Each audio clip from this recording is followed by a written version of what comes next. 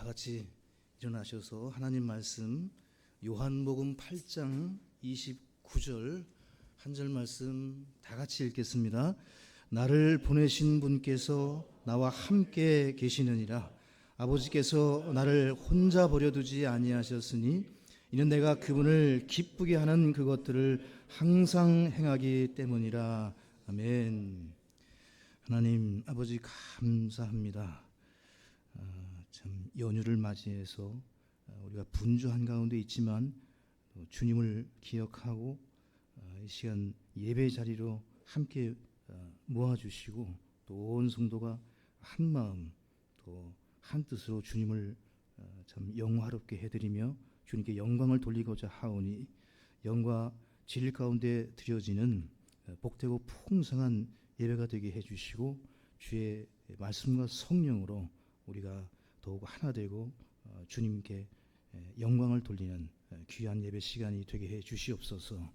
출타 중인 성도님들 어느 곳에 있든지 하나님 함께 해 주시고 동행해 주시며 늘 주의 말씀에 귀 기울이는 그리고 예배하는 우리 온 성도가 되게 해 주시옵소서.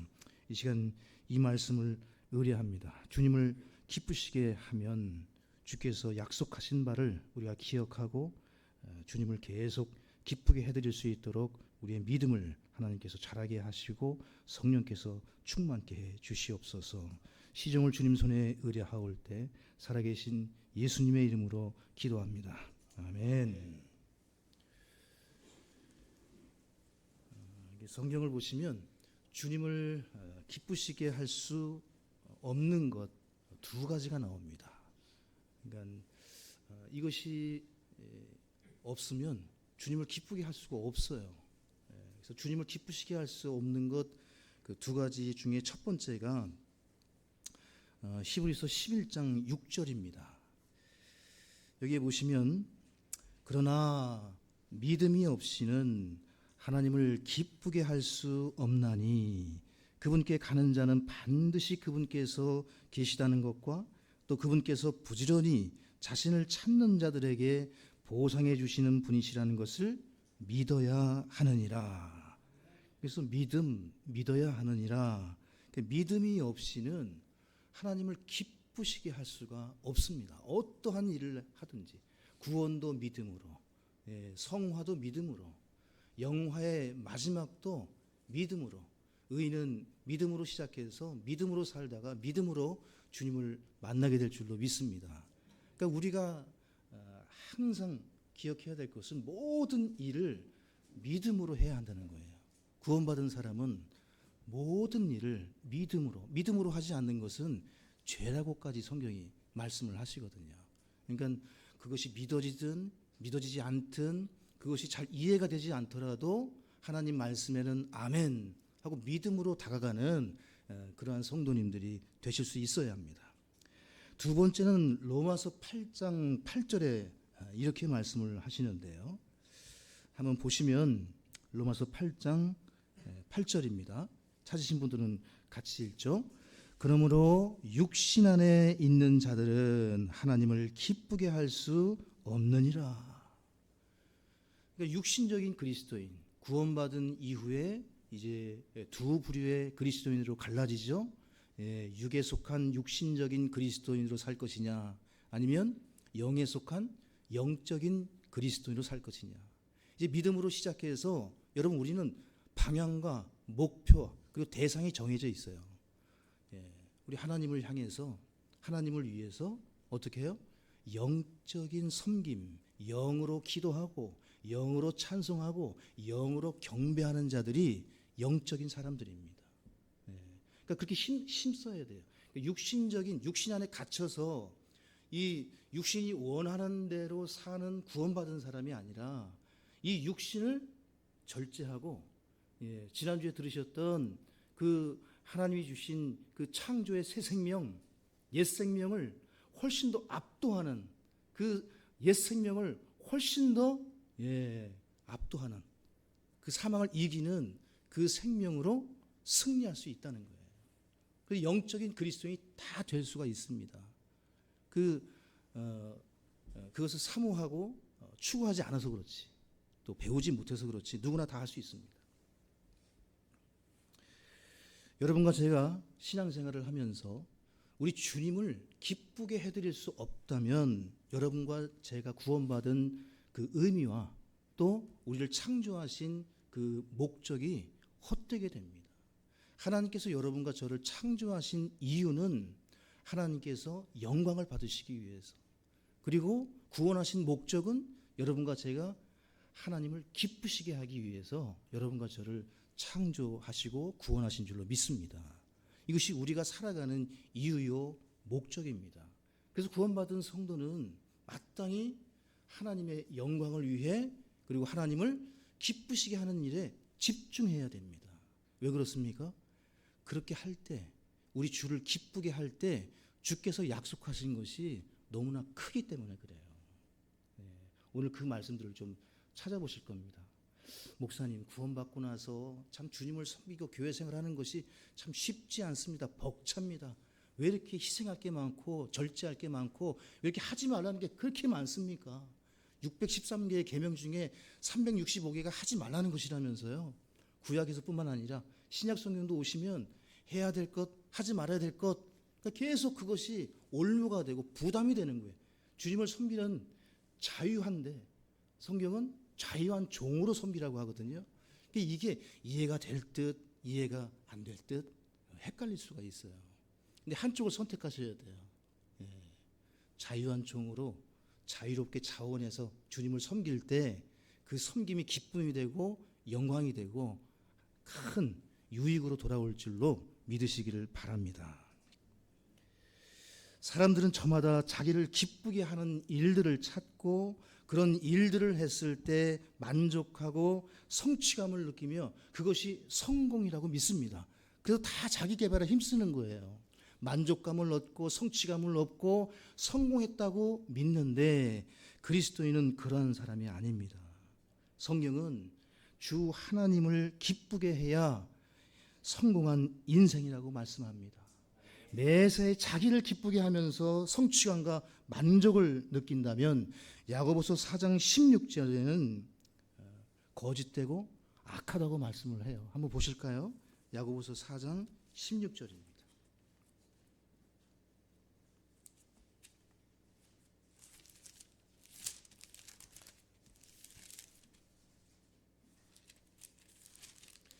같이 읽어보겠습니다. 16절입니다. 이제 너희가 스스로 자랑하는 것을 기뻐하나니 그러한 기쁨은 다 악한 것이니라. 이게 세상의 가르침과 정반대예요. 그래서 믿음이 필요합니다. 이 말씀을 믿을 때 하나님의 약속이 우리에게 주어지는 줄로 믿습니다. 그러니까 자신의 기쁨과 자신의 만족을 위해서 사는 것이 아니라 그 기쁨, 내 기쁨과 내 만족은 하나님을 기쁘시게 할 때 주신다는 거예요. 이것을 믿는 것입니다. 오늘 그 말씀들을 좀 찾아보실 텐데요. 우리 데살로니가 전서 2장 15절과 16절도 좀 보시겠습니다. 이 유대인들의 문제점이 무엇이냐? 하나님이 극도로 진노하시고 그들을 재앙으로 그들을 다루셨는데 왜 그러했는가? 그 이유가 나오는데요. 여기 2장 15절에 보시면 유대인들은 주 예수님과 자기들의 대언자들을 죽이고 우리를 핍박하였으며 하나님을 기쁘게 하지 아니하고, 여기 밑줄을 그으시죠. 이 유대인들은 열심히 있었어요. 유대인들은 믿음이 없는 그런 민족이 아닙니다. 그들은 태어날 때부터 하나님을 믿는 사람들이었어요. 그런데 이걸 못했던 거예요. 여러분, 우리가 구원 받았는데 이걸 못하면 유대인들과 똑같아지는 거예요. 구원받고 난 이후에 어떻게 사는지 도대체 모르겠다. 그러신 분들은 오늘 말씀에 더 주의를 기울여 주시기 바랍니다. 16절에 보시면 이방인들이 구원받도록 우리가 그들에게 말하는 것을 금함으로써 항상 자기 죄들을 가득 채웠나니 이로써 진노가 극도로 그들에게 닥쳤느니라. 그들이 심판받은 이유가, 그 이유 중에 하나가 하나님을 기쁘게 하지 못했고 복음을 전하는 것을 방해했을 때 하나님의 심판이 임했던 겁니다. 바울 자신이 이 글을 기록했는데 바울 자신이 유대인이었습니다. 유대인들의 문제점을 정확하게 알고 지적하고 있는 거예요. 그들의 문제점은 하나님을 기쁘게 하지 않았다는 것입니다. 하나님을 기쁘시게 하는 것이 무엇인지를 몰랐다는 거예요. 그래서 우리는 알고 배워야 됩니다. 하나님을 기쁘시게 하는 것이 무엇인지 알고 섬겨야 돼요. 그래야 하나님께서 주신 약속들을 누릴 수가 있는 거죠. 자, 주님을 기쁘시게 하는 것이 성경에 7가지가 명확하게 나옵니다. 먼저 데살로니가 전서 4장 1절을 다 같이 찾겠습니다. 여러분과 저는 구원받은 후에 살아가는 존재의 이유와 목적이 있습니다. 없는 것이 아니에요. 주께 영광을 돌리고 주님을 기쁘시게 하는 것이 여러분과 제가 살아가는 존재의 이유입니다. 그렇다면 우리가 무엇이 주를 기쁘게 하는 건지 성경에서 뭐라고 말씀하시는지 보셔야 되는데 4장 1절 같이 읽습니다. 그런즉 형제들아 또한 우리가 주 예수님을 의지하여 너희에게 간청하고 권면하노니 너희가 어떻게 걸으며 하나님을 기쁘게 해야 할지 우리에게서 받은 대로 그렇게 너희는 더욱더 넘치게 하라. 바울이 무엇을 가르쳤습니까? 하나님을 기쁘게 하는 방법을 가르쳤잖아요. 그것을 배우고 받은 대로 배운 대로 그렇게 너희는 더욱더 하나님을 기쁘시게 하는 일에 힘쓰라는 거예요. 힘써야 되는 겁니다. 사모하고 추구하고 주님을 기쁘시게 할 때 내 문제가 해결되고 피할 길이 생기고 하나님께 집중할 때 내 문제를 풀어주신다는 사실을 여러분과 제가 믿어야 합니다. 여러분 오늘 계속해서 반복해서 방금 말씀드린 이 부분을 계속 말씀드릴 거예요. 하나님을 먼저 기쁘시게 해드리면 우리가 기쁨과 만족이 충만해지고 성공한 인생을 살 수 있다. 이것을 꼭 오늘 반복해서 들으시면서 마음에 꼭 두고 가시기를 바랍니다. 간직하고 가시면 좋겠어요. 자, 하나님을 기쁘시게 하는 것 첫 번째 믿음입니다. 히브리서 11장 5절에 보시면 믿음으로 에녹은 옮겨져서 죽음을 보지 아니하였으니 하나님께서 그를 옮기셨으므로 그들이 찾지 못하였느니라. 그는 옮겨지기 전에 하나님을 기쁘게 하였다는 이 증언을 가졌느니라. 그의 믿음의 특징이 무엇이었습니까? 어디에서 그는 증거를 얻었습니까? 그 믿음을 확실히 하나님이 기억하고 그를 옮기셨습니까? 하나님을 기쁘시게 하는 자였기 때문에. 300년 동안 주님과 동행하면서 그는 어떻게 했다는 거예요? 300년 동안 그냥 동행한 것이 그냥 주님과 같이 걷고 그냥 살았다는 게 아니라 하나님을 기쁘시게 하는 자로 300년 동안 살았던 거예요. 여러분과 제가 이 땅에서 이제 살 날이 제가 요즘 100세 시대니까 한 40몇 년 더 남았겠죠. 그러면 그동안에 에녹이 300년 여러분과 저는 충분히 가능하다고 믿습니다. 오늘부터 더욱더 주님을 기쁘시게 하는 일에 힘쓰는 우리 교회가 되기를 바랍니다. 두 번째입니다. 복음을 전할 때 하나님이 기뻐하십니다. 누가복음 15장 7절입니다. 내가 너희에게 이르노니 이와 같이 하늘에서는 회개할 필요가 없는 의로운 99사람보다 회개하는 한 죄인으로 인해 기쁨이 더 있으리라. 복음 전파는 사람을 기쁘게 하는 것이 아닙니다. 복음 전파는 누구를 기쁘게 합니까? 하나님을 기쁘게 합니다. 하늘에서 잔치가 열리고 하나님이 무엇보다 기뻐하는 것이 의인 99이 하늘에 있는 것보다 한 잃어버린 혼이 하늘로 올라오는 복음을 듣고 예수 그리스도를 통해 하늘로 올라오는 사건이라 믿습니다. 하나님이 기뻐하시는 일을 우리가 기억하고 복음을 전해야 될 줄로 믿습니다. 데살로니가 전서 2장 4절에서도 다만 우리는 하나님의 허락을 받아 복음을 위탁받은 대로 그렇게 말하노니 이것은 사람들을 기쁘게 하려 함이 아니요 우리 마음을 시험하시는 하나님을 기쁘게 하려 함이라.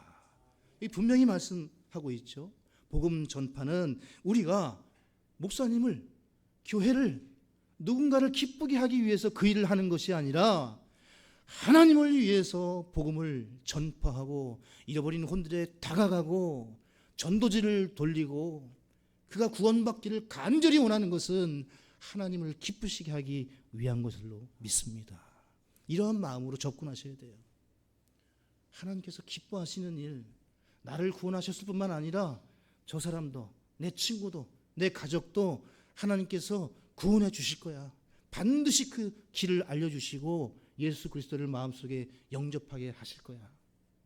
그럼 믿음 충만, 성령 충만, 그 말씀으로 충만해서 갈 때 복음이 어렵지 않습니다. 전도가 어렵지 않습니다. 주께서 담대케 하시고 주께서 말할 것을 넣어주시고 주께서 나를 통해서 전하시는 것이지 우리의 말과 설득과 설명으로 구원받는 게 아닌 줄로 믿습니다. 어눌한 전도, 정확하게 복음을 제시하지 못해도 하나님의 말씀을 전하려고 할 때 성령께서 하나님의 말씀을 사용하여 사람을 구원하는 줄로 믿습니다. 그래서 우리가 암송하고 실수하지 않기 위해서 준비하는 거예요. 미리 기도하고 애쓰는 겁니다. 연습도 해보고 또 질문에 대처하기도 하고 Q&A를 만들어서 공부를 하고 어떤 상황이 일어날지 모르기 때문에 하는 거예요. 여러분, 저도 토요일 날 전도지를 돌리고 또 복음을 전해보지만 10사람 전파했을 때 이 동네에서 제가 9명한테 거절당하는 것 같아요. 안녕하세요. 광교교회에서 나왔습니다. 우리 전도진도 한번 읽어보세요. 그러면 10명 중에 5분은 안 받는 것 같아요. 제가 보는 앞에서 버립니다. 제가 보는 앞에서. 그리고 이렇게 인사를 하고 이렇게 전도지를 돌리면 이렇게 멀리서 이렇게 전도지를 가지고 돌리는 사람 알아보잖아요. 그러면 멀리서 저한테 이렇게 오시다가 돌아서 가시는 분도 있어요. 불편하다는 거죠.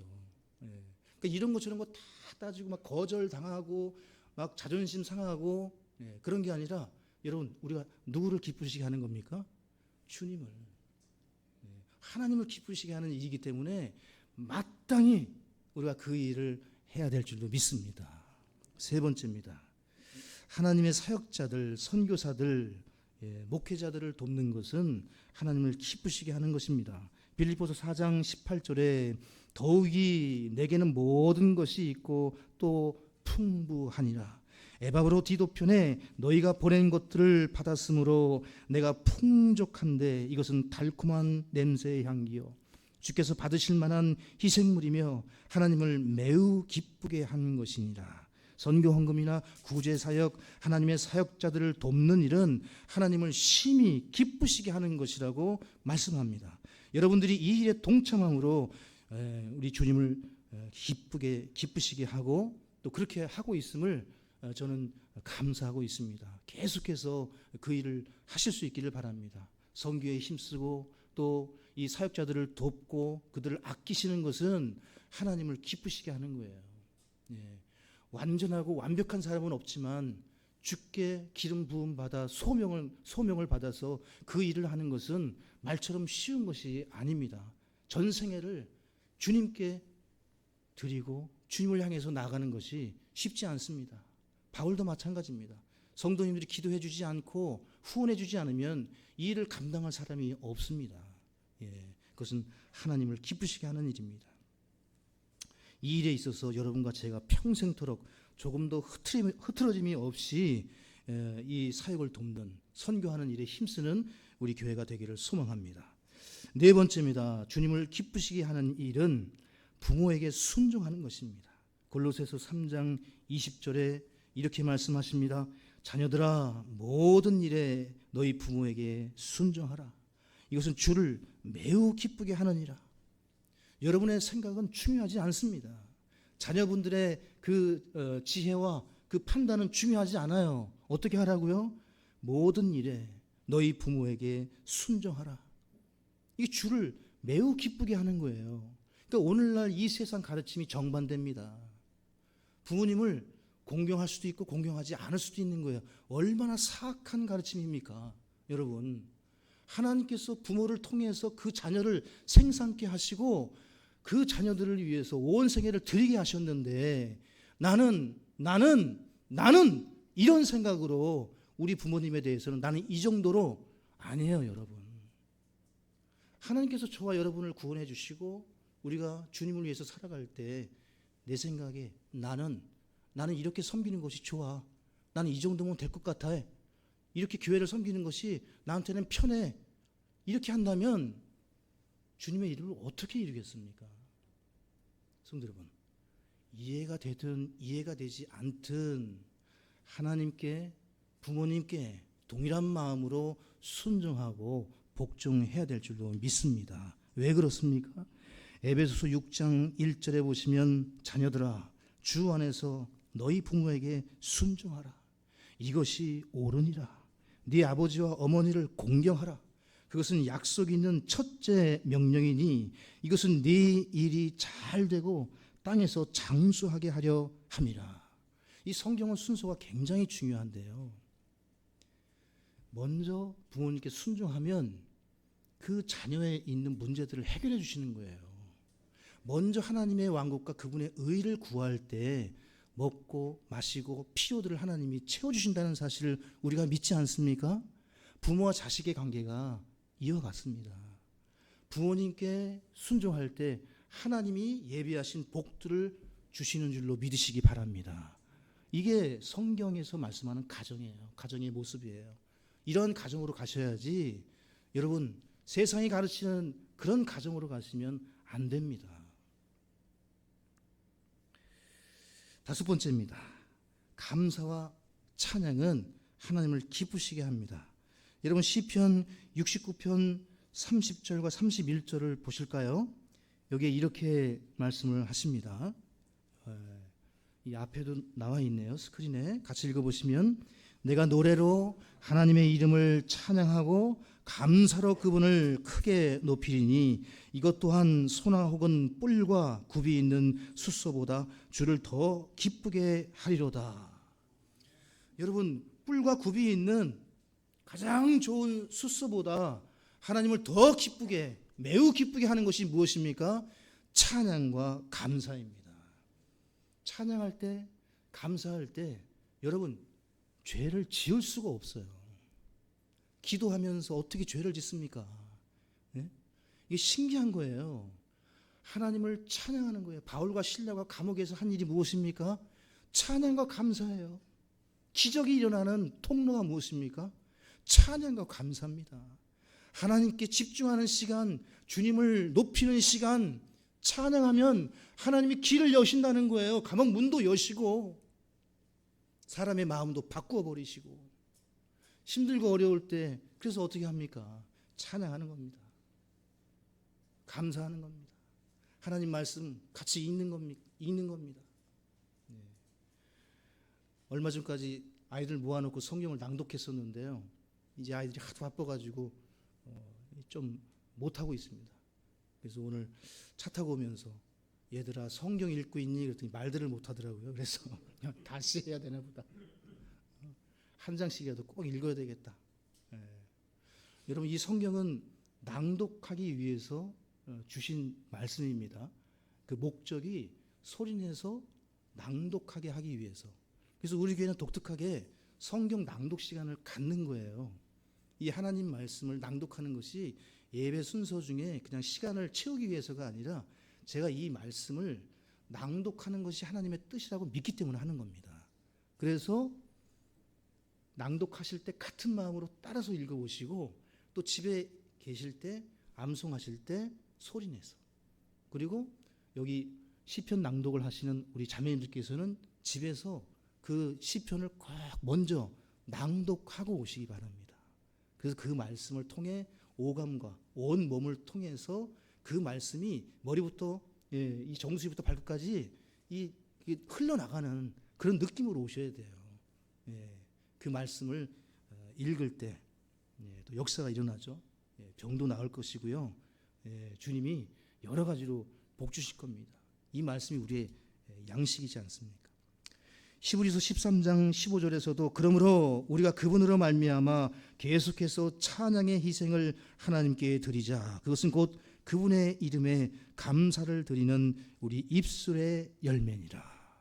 이 찬양의 열매, 하나님이 기뻐하시는 줄로 믿습니다. 성도 여러분, 모든 일에 감사하시고 모든 일에 주님을 찬양하실 수 있기를 바랍니다.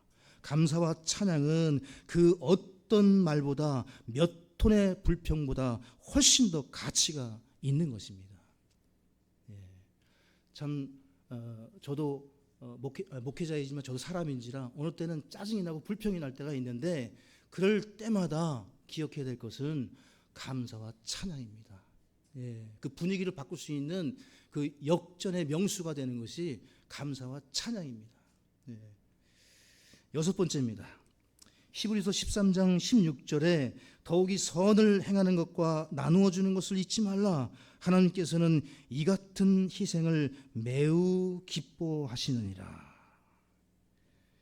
성도 여러분, 영적인 것, 물질적인 것, 삶의 경험과 지혜, 줄 수 있는 모든 것은 다 주실 수 있기 바랍니다. 나누어 주시고, 주실 때 넘치게 주시고, 하나님께서 우리에게 주시는 것처럼 하나님이 차고도 넘치게 하시지 않습니까? 그럼 우리는 줄 때 어떻게 줘야 되겠습니까? 차고 넘치게 줘야 돼요. 가장 좋은 곳으로 줘야 돼요. 가장 좋은 감사와 찬양을 형제와 자매가 그렇게 줘야 합니다. 내가 할 수 있는 최선으로 섬길 때 하나님께서 우리 교회를 차고도 넘치게 하실 줄로 믿습니다. 저는 이런 일로 인해서, 이 일에 있어서 우리 성도님들에게 매우 감사를 드립니다. 이 교회를 위해서 이 점심을 같이 해오실 때 누가 뭐 해오시는지도 모를 때도 있는데, 항상 제일 좋은 것, 또 제일 좋은 그 음식으로 섬기고 나눌 때도 그러시고 배려하시고, 우린 계속 그러한 교회가 되었으면 좋겠습니다. 서로 나누어주고 베푸는 일에 아까워하지 않는 주님이 기뻐하시는 우리 교회가 되기를 소망합니다. 성도 여러분, 우리 누가복음 6장 38절입니다. 누가복음 6장 38절, 사도행전 20장 35절을 두 구절 좀 보시겠습니다. 자, 누가복음 6장 38절 같이 읽습니다. 주라, 그러면 사람들이 너희에게 주리니 곧 후이되어 누르고 모두 흔들어서 넘치게 하여 사람들이 너희 품에 안겨주리라. 이는 너희가 잴 때 쓰는 바로 그 척도로 너희가 다시 평가를 받을 것이기 때문이라 하시니라. 이게 주님께서 구체적으로 알려주신 방법이에요. 어떻게 섬기라고, 어떻게 나눠주고, 어떻게 주라고. 또 그 옆에 사도행전 20장 35절을 써놓으시고 이제 사도행전으로 가보시겠습니다. 20장 35절입니다. 같이 읽습니다. 내가 너희에게 모든 것을 보여주되 곧 너희가 마땅히 이렇게 수고하여 약한 자들을 지원해야 하며, 또 주 예수님께서 말씀하신 말씀들, 즉 주는 것이 받는 것보다 더 복되도다 하신 그분의 말씀들을 기억해야 함을 보여주었노라 하니라. 이 사복음서에는 주는 것이 받는 것보다 더 복되도라는 말씀이 없습니다. 이건 사도 바울에게 계시하신 하나님의 계시예요. 신약 성도들에게 주신 명령입니다. 주는 것이 받는 것보다 훨씬 더 복이 된다고 믿으시기 바랍니다. 그래서 아예 생각을 딱 고정하셔야 돼요. 주는 자가 된다. 받는 자보다는 주는 자가 되자. 줄 수 있도록 뭘 줘야 될까? 뭘 나눌까? 저 사람이 필요한 것이 무엇일까? 교회가 무엇이 필요할까? 우리 성도님들이 기도하실 때마다 독립 예배를 앞둔 우리의 필요들을 위해서 기도하실 때 저는 얼마나 감동이 되는지 몰라요. 하나님께서 일하시리라. 하나님께서 도우시리라. 각자 감동이 돼서 내가 얘기하기보다 우리 성도님들이 각자 주님의 영광을 위해, 주님을 기쁘시게 하기 위해 자원하여 함께 섬기는 그러한 예배, 그러한 우리 교회가 됐으면 좋겠다. 이런 생각을 가집니다. 일곱 번째입니다. 일곱 번째, 디모데후서 2장 4절입니다. 같이 읽겠습니다. 전쟁을 하는 어떤 사람도 이 세상 삶의 일에 얽매이지 아니하나니 이것은 그가 자기를 군사로 택한 자를 기쁘게 하려 함이라. 마지막 7번째가 쉽지 않습니다. 이 세상 일에, 그 삶의 일에 얽매이지 않을 때 하나님이 기뻐하십니다. 가족들, 형제들, 직장일, 이 세상 일에 얽매이기 시작하면 여러분 아무리 믿음이 좋은 사람일지라도 영적인 삶, 주님을 기쁘시게 하는 삶은 불가능합니다. 깊은 물가로 갈 수가 없어요. 얕은 물가에서 주님을 섬길 수밖에 없습니다. 그래서 시간을 사서 얻으라는 거예요. 믿지 않는 자들과는 가급적 함께하지 않는 지혜, 믿는 자들과 함께하면서 주의 일을 할 수 있는 기회를 얻는 것, 그것이 지혜로운 사람이에요. 주님과 동행하면서 주님을 위해서 살아가는 그러한 성도님들이 되셔야 됩니다. 여러분과 저는 이 땅에서 그저 그런 사람들이 아닙니다. 평범한 그런 사람들이 아니에요. 이 말씀에 의하면 여러분과 저는 영적인 군사인 줄로 믿습니다. 지금 영적 전쟁터에서 지옥에 가느냐 천국에 가느냐, 여러분과 제가 어떻게 하느냐에 따라서 내 옆에 있는 사람의 운명이 달라질 수가 있지 않습니까? 우리 아연이가 다녀와서 가끔 얘기하면 지난주에 있던 환자분 참 막 마음을 써가지고 간호했는데 오늘 다녀왔는데 돌아가신 거예요. 그럼 그 얘기를 들을 때마다 나는 복음을 전하면 되는데 내 아연이가 아직 그렇게 할 수가 없다는 거예요. 몇 번을 얘기하냐고, 아빠 그렇게 할 수가 없다고, 거기서 어떻게 그런 걸 하냐고. 근데 제 마음 막 타들어가는 거예요. 야, 그 환우가 있으면 몰래라도 복음을 전하면 되지 않을까? 막 이런 생각을 하는 거예요. 근데 그럴 수가 없는 거잖아요. 그곳에서 그냥 생사가 급박하게 돌아가는 그곳에 참 영적 전쟁터이지 않습니까? 믿음의 선한 싸움을 싸우는 여러분과 저, 하나님의 전신 갑옷을 입고 하나님께서 여러분과 저에게 무엇을 주셨습니까? 성령의 검. 하나님이 주신 영적 갑옷 다 수비형인데 유일하게 공격 무기 하나 주셨어요. 말씀. 성령의 검. 양날 달린 예리한 혼과 영과 골수를 찔러 쪼개는 하나님의 검. 무엇입니까? 그 사람을 이길 수 있는 유일한 무기 말씀이에요. 말씀. 여러분과 저에게 싸울 수 있는 무기를 주셨습니다. 아멘. 그런데 싸울 생각은 하지 않고 세상 일에 염려하고 걱정하고 자기 생활에 얽매인다면 어떻게 영적 전쟁을 수행할 수가 있겠습니까? 주님께서 그러한 자들은 다 집으로 돌아가라고 할 것입니다. 집으로 갈 것인가, 주님과 함께 동행할 것인가, 여러분과 제가 선택해야 합니다. 여러분 기드온의 300용사 기억하시죠? 사사기 7장 2절에 보시게 되면 3만 2천 명이 왔습니다. 전쟁을 하기 위해서. 근데 주님께서 이들에게 믿음이 있는지 없는지, 싸울 만한 사람인지 아닌지 시험을, 냇가에 흐르는 물을 어떻게 먹는가, 주위를 경계하면서 물을 떠서 먹는 자들은 다 뽑으셔가지고 300명입니다 여러분. 그 당시 그 미디안 사람들의 적수가 10만 명이었어요. 10만 명이요. 300으로 10만을 이긴 겁니다. 믿어지십니까 이게? 그러니까 영적 전쟁은 주님께 싸울 용기, 믿음의 선한 싸움에 대한 믿음만 있다면 주님께서 그 한 사람을 통해서라도 다 승리케 하신다는 사실입니다.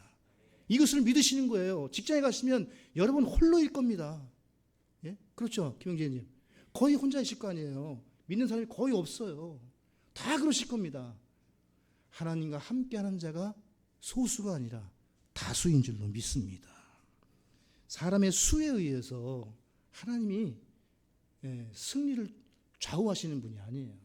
하나님과 같이 있으면 그 사람이 다수입니다.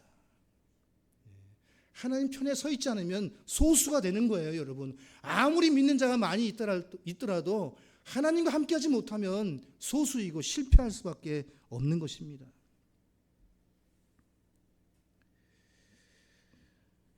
고린도후서 우리 6장 7절을 한 구절 더 보시겠습니다. 이 말씀을 보시게 되면 하나님께서 여러분과 저를 온통 무기로 삼으셨어요. 고린도후서 6장 7절 같이 읽습니다.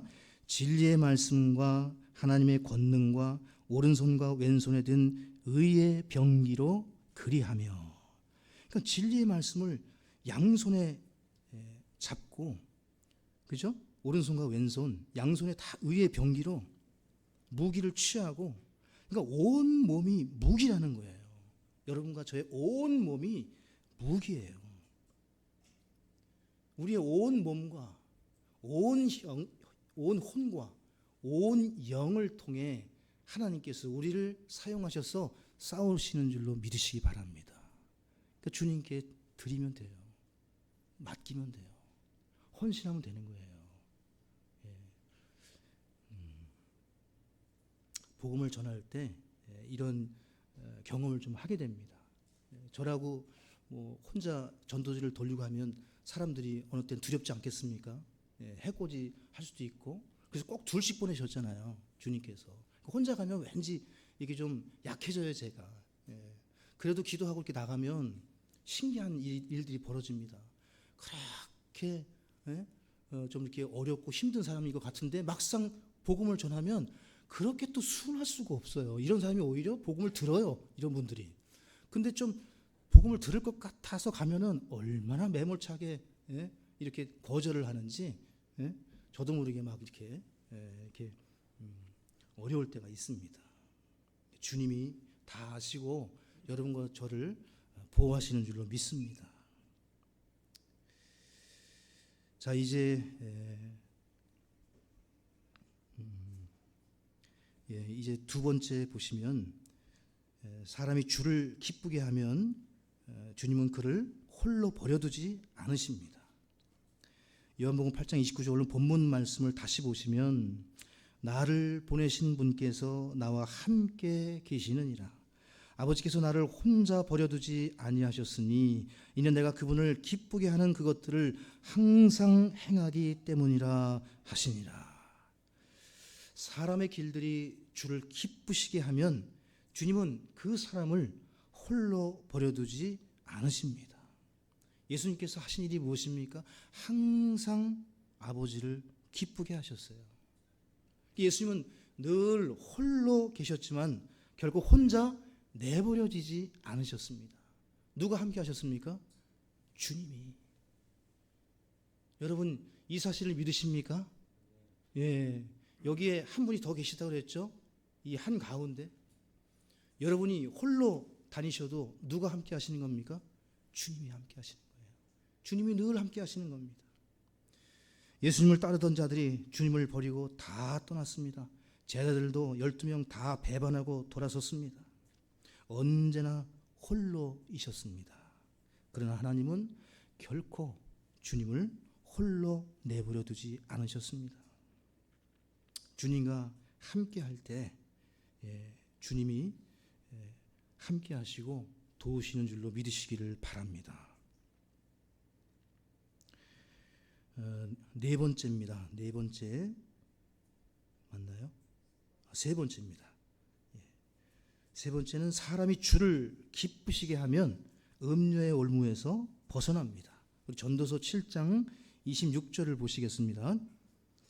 다 같이 읽어보시겠습니다.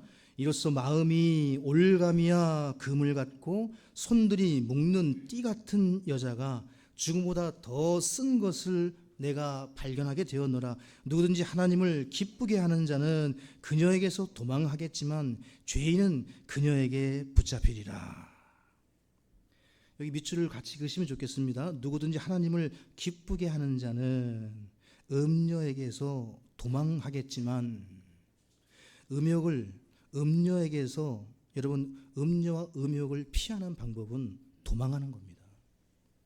맞서 싸우는 게 아니에요. 음욕과 정욕, 음녀는 성경에서 피하라고 명령하셨어요. 나는 이길 수 있어. 나는 분명히 이 음녀를 맞닥뜨려도 나는 문제없어. 성경은 그렇게 말씀하지 않습니다. 피하라고 합니다. 여러분, 주님이 피하라고 하는 것은 피해야 돼요. 특별히 우리 젊으신 분들은 이 말씀을 꼭 기억하시고, 죄의 유혹, 음력에서 벗어나는 방법은 죄와 싸우는 것이 아니라 어떻게 하는 것이라고요? 피하는 것이에요. 여러분과 제가 죄와 싸워서 피 흘리기까지 대항할 일도 있지만 어떤 경우에는 맞서지 말고 피하라고 하시는 경우가 있어요. 성경에서 음행은 피하라고 하십니다. 싸워야 할 죄가 아니에요, 여러분.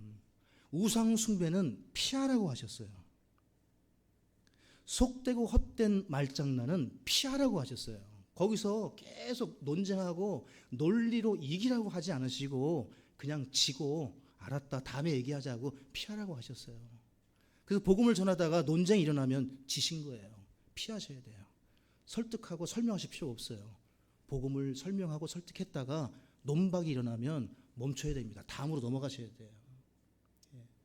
다음 기회를 갖든지. 이 성경이 피하라고 하시거든요. 어리석고 무식한 논쟁들은 싸워야 할 것이 아니라 피하라고 하셨고, 또 다툼은 피하라고 하셨어요. 또 교리에 역행하여 분쟁을 일으키거나 실족하게 하는 자들을 만나면 피하라고 하셨습니다. 어리석은 변론과 족보와 논쟁과 율법에 관한 다툼들은 피하라고 하셨어요. 왜냐하면 무익하고 헛되기 때문에. 주님이 피하라고 하신 것들은 피하셔야 돼요. 거기에서 충분히 이길 수 있어, 설득할 수 있어, 내 논리가 훨씬 뛰어나, 그러실 필요가 전혀 없습니다. 거기에 시간만 다 그냥 보내시는 거예요.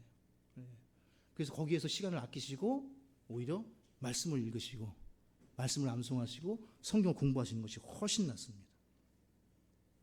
다섯 번째입니다. 자, 사람이 주를 기쁘게 하면 그의 원수들까지도 화평하게 됩니다. 잠언 16장 7절 다 같이 읽겠습니다.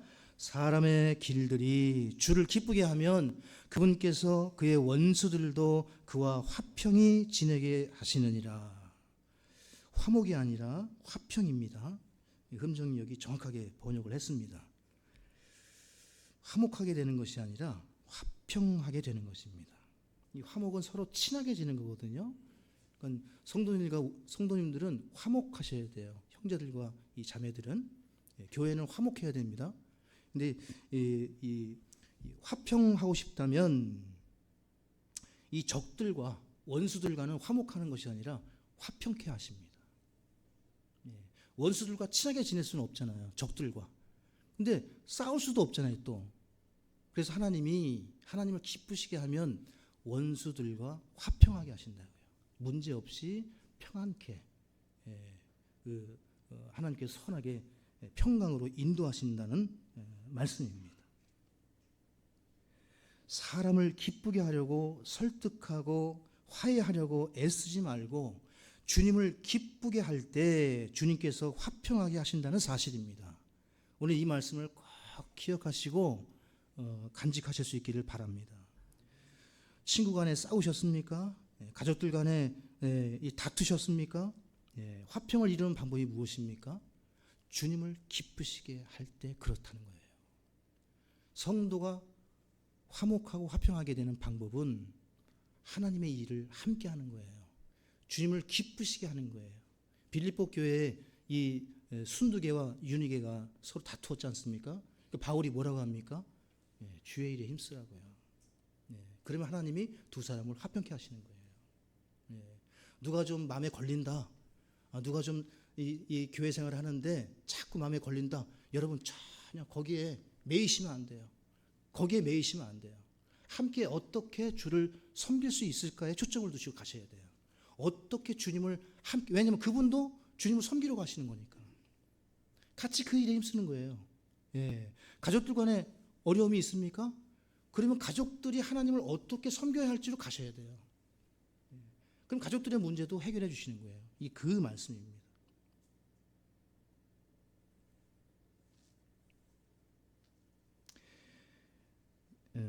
끝으로 하나님께서 이 원수들과 화평케 하시는 방법 세 가지만 정리하고 말씀을 마치겠습니다. 우리는 어떠한 경우에도 우리 주님을 기쁘시게 해야 하는데요. 오늘 이 잠언 말씀을 보게 되면 16장 7절 말씀을 보시게 되면 사람이 주를 기쁘게 하면 그분께서 그의 원수들까지 그와 화평하게 하시느니라. 그래서 이 원수와 화평하게 되는 방법이 성경에 몇 가지 나오는데요. 첫째는 선으로 악을 이기는 경우입니다. 이 원수들과 화평은 타협으로 되는 것이 아니라 승리함으로 되는 것이라고 가르치는데, 즉 이 화평은 힘으로 주어진다는 겁니다. 하나님께서 압도적인 힘으로 원수와 화평케 하신다는 겁니다. 이 전쟁을 방지하는 가장 탁월한 방법이 압도적인 힘이라고 합니다. 그래서 미국 같은 경우에는 세계 군사 2위, 미국이 1등이죠. 그래서 이 사람들의 그 방침이 군사 2위하고 10배의 차이를 내게 하는 거라고 합니다. 그래서 이 러시아, 중국이 2, 3위를 하는데 항상 미국이 10배 이상 압도적으로 군사력이 셉니다. 그러니까 지금 이 시대에 미국을 이길 수 있는 나라가 없습니다. 군사력이 10배 이상이에요. 감히 넘볼 수가 없습니다. 핵탄두만 해도 10배 이상이에요. 숫자만 보더라도 비교가 안 됩니다. 그리고 어떻게 미국을 이길 수 있습니까? 그러니까 압도적인 힘으로 화평케 하는 거예요. 미국이 들어가면 꼼짝 못합니다. 그렇지 않습니까? 그러니까 하나님이 하시는 원수를 이기는 방법, 여러분과 제가 원수와 화평케 하는 방법이 첫째가 압도적인 힘으로 화평케 하시는 거예요. 주님이 그러신 분이에요. 그래서 주를 기쁘게 하라는 거예요. 여러분과 제가 원수를 어떻게 이깁니까? 그 센 사람을. 그리스도인은 다투는 사람, 싸우는 사람이 아니잖아요. 그러니까 영적으로 이기는데 주님이 그렇게 하시는 거예요. 꽉 눌러주시는 거죠. 또 두 번째는요, 성도들이 사람들 앞에 빛을 비추어서 사람들이 회심하게 할 때 화평을 주십니다. 베드로전서 2장 12절을 보실까요? 베드로전서 2장 12절입니다.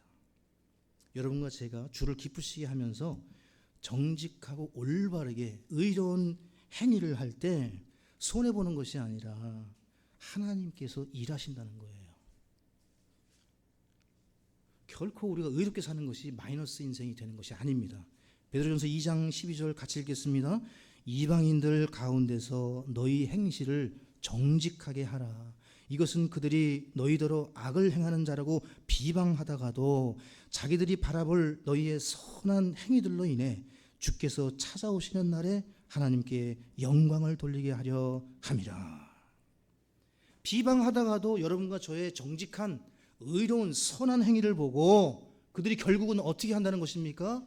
하나님께 영광을 돌리게 된다는 거예요. 그들이 돌이키게 되고 여러분과 저를 통해서 빛과 소금의 그 행위를 보일 때 믿지 않는 자들이 돌아와서 회심하고 주님께 올 수 있다는 사실을 믿으시기 바랍니다. 우린 계속해서 이 일에 힘써야 합니다. 영국의 틴데일 성경을 번역한 이 틴데일은 주님을 기쁘시게 하는 일을 행하다가 이 화형을 당해서 죽습니다. 근데 그를 죽인 영국 왕이 이 킹 제임스 성경을 번역하라고 명령한 영국의 킹 제임스 왕입니다. 틴데일을 죽인 사람은 이 성경을 번역하라고 명령한 사람이에요. 근데 이 킹 제임스 왕이 틴데일을 화형에 처한 뒤에 어떻게 됐습니까?